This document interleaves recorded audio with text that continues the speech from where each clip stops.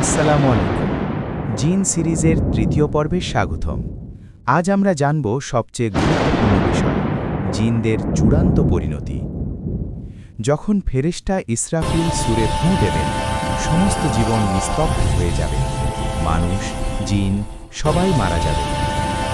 হাসরের ময়দান এক বিশাল সমাবেশ স্থল।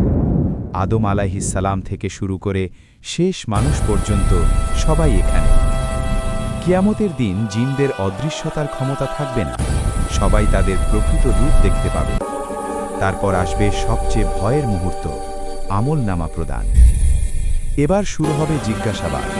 আল্লাহ তাআলা প্রতিটি জিনকে প্রশ্ন করবেন।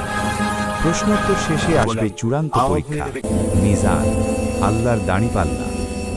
আলহামদুলিল্লাহ, যেসব জিন দুনিয়ায় ঈমান এনেছিল, আল্লাহ ইবাদত করেছিল, তাদের জন্য রয়েছে জান্নাতের অনন্ত সুখ। কিন্তু যেসব জিন কুফরি করেছিল, মানুষদের পথভ্রষ্ট করেছিল, তাদের জন্য রয়েছে ভয়াবহ শাস্তি।